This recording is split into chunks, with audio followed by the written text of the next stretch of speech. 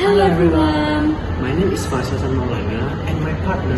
My name is Eva Bebetha Bebright. Today, we will discuss one of the issues of violation of international law that has been in the spotlight of the world in 1998 until 2003.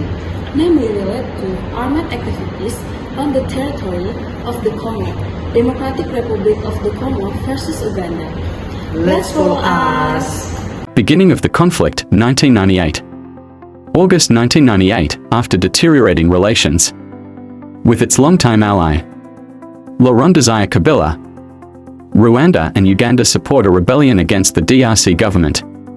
Uganda supports the rebel group Rassemblement Congolais pour la Démocratie, RCD, to overthrow Kabila. Uganda's goal is to protect its borders from the threat of Ugandan rebels based in Congo, such as the Allied Democratic Forces, ADF, and to gain access to natural resources. Uganda deploys thousands of troops to eastern Congo, particularly in the Ituri and North Kivu regions. Escalation of the conflict and the Kisangani War. 1999 to 2000. 1999, Uganda expands its support by helping to form another rebel group, the Movement de Liberation du Congo, MLC, led by Jean-Pierre Bemba. Ituri conflict and resource exploitation. 2000 to 2003. Uganda supported local militias in the Ituri region, such as the Union des Patriotes Congolais (UPC) and the Front des Nationalistes et Integrationists (FNI), which were involved in an ethnic war between the Hima and Lendu groups. End of conflict, 2003. 2002, a transitional government is established in the DRC. As a result of international negotiations, Uganda and other countries involved in the war are asked to withdraw their troops.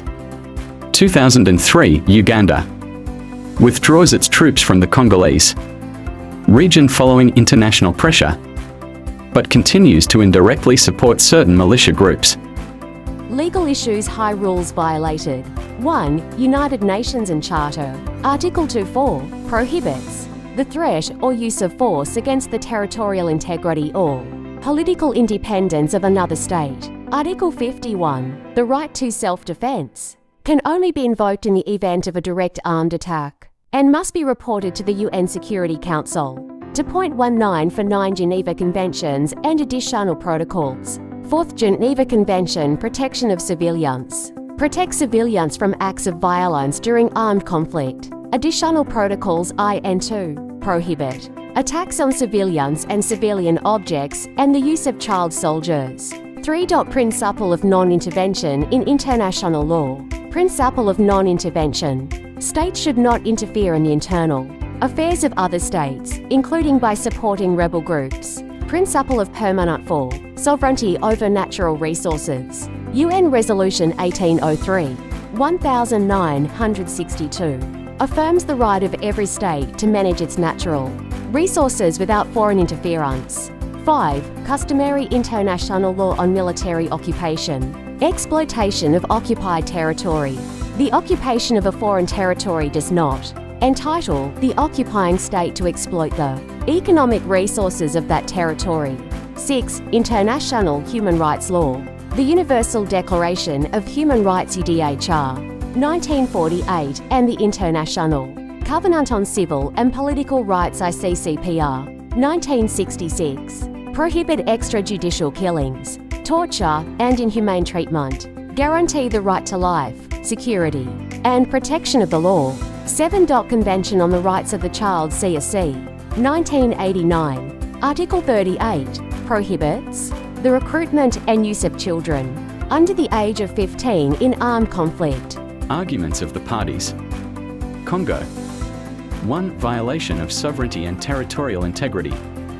The DRC accuses Uganda of violating Article 2.4 of the UN Charter, which prohibits the use of force against sovereign states. Uganda illegally invaded and occupied eastern DRC without the consent of the DRC government. Uganda's military presence is considered an occupation in violation of international law. 2. Exploitation of natural resources.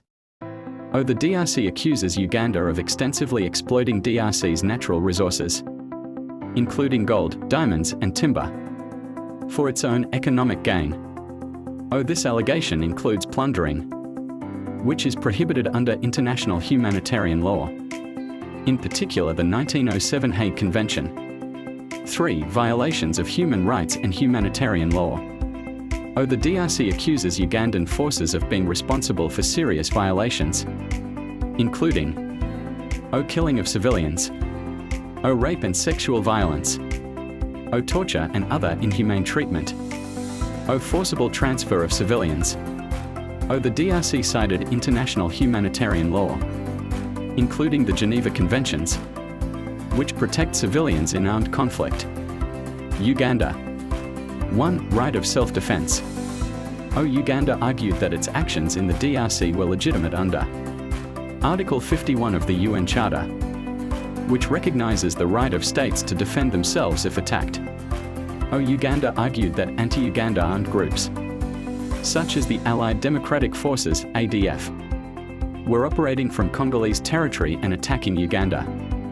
Therefore, Uganda claimed that its actions in the DRC were necessary to protect its national security. 2. Invitation by local leaders. Uganda claimed that its military presence in the DRC, especially at the beginning of the intervention, was based on an invitation from several local leaders in the eastern region of the Congo. They argued that there was an element of cooperation between Ugandan forces and several parties in the DRC to maintain regional stability. 3. Contribution to regional stability. Uganda argued that its actions were also aimed at stabilizing the region that was torn by conflict during the Second Congo War. Uganda argued that its intervention helped to address the chaos that had arisen from the conflict between various armed groups in the DRC. Judge's reasoning. 1. Violation of DRC sovereignty by Uganda. Unauthorized military presence. Uganda deployed troops into DRC territory without the consent of the DRC government. The ICJ found this action to be a violation of the principle of non-intervention in international law, the Charter of the United Nations, Article 4, which prohibits the use of force against another state. Uganda's argument rejected. Uganda claimed its presence was to protect its borders from the threat of rebels, the Allied Democratic Forces, ADF. The ICJ found this claim unproven because Uganda did not present a direct threat that could justify the military action. 2. Violations of human rights and international humanitarian law. Crimes committed by Ugandan forces. Uganda was found responsible for killings of civilians, rape, torture, and inhumane treatment. Destruction of civilian property, including infrastructure and public facilities. Recruitment of child soldiers by Ugandan-backed militia groups. The ICJ found Uganda as a state responsible for these violations because Ugandan forces were directly involved in the actions. Uganda failed to control the local militias it supported. 3. Exploitation of natural resources.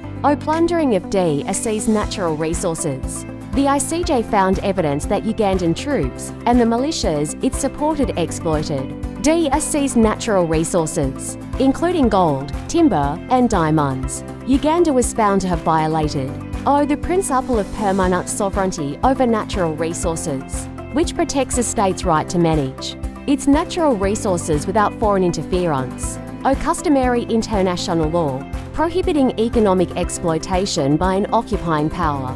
4. State responsibility. Actions of Ugandan forces. The ICJ held Uganda directly responsible for the actions of its troops, which violated international humanitarian law and human rights. Failure of Uganda to prevent abuses by militias. Uganda was also found responsible for the actions of the militias it supported, even though they were not part of Uganda's official armed forces. 5. Damage caused. The ICJ noted the extensive damage caused by Uganda's presence in the DRC, including destruction of civilian infrastructure, loss of human life, plundering of natural resources, which harm the DRC's economy. Judges' rulings. 1. Uganda violated international law. The court ruled that Uganda violated international law by invading and occupying the territory of the Democratic Republic of the Congo. DRC Uganda violated the sovereignty, territorial integrity and prohibition on the use of force as set out in Article 2(4) of the UN Charter. Conducting an illegal military occupation of the Ituri region. Uganda acted as an occupying power and failed to comply with its obligations under international humanitarian law. 2. Violations of human rights and humanitarian law. The court found Uganda responsible for murder, torture, rape and inhumane treatment of civilians, looting and destruction of property, recruitment of child soldiers by Uganda-backed forces. These actions were found to be in violation of the Geneva Conventions and international human rights law. 3. Exploitation of natural resources. The ICJ found that Uganda was involved in the illegal exploitation of natural resources in the DRC, both directly and through forces or individuals operating under its control. This was deemed to be a violation of international law prohibiting plundering in armed conflict. 4. Reparations to the Democratic Republic of the Congo. The court ordered Uganda to pay reparations to the DRC for damage caused by military occupation, violations of human rights and humanitarian law, exploitation of natural resources. The court deferred determining the specific amount of reparations to be decided in a separate phase. In 2022, the ICJ ruled that Uganda must pay $325 million to the DRC, with the following breakdown: $225 million for damages caused by human rights and humanitarian law violations, $40 million for natural resource losses, $60 million for damage to infrastructure. 5. Violations by the Democratic Republic of the Congo. The ICJ also found that the DRC committed violations by attacking the Ugandan embassy in Kinshasa and abusing Ugandan diplomatic personnel. However, the court did not order reparations for these violations because Uganda did not make a claim for damages. Student argumentation. This case underscores the importance of respect for state sovereignty, international humanitarian law, and the protection of natural resources. Uganda's actions exacerbated the conflict in the Congo, created a major humanitarian crisis and demonstrated the importance of international accountability in armed conflicts. Student argumentation.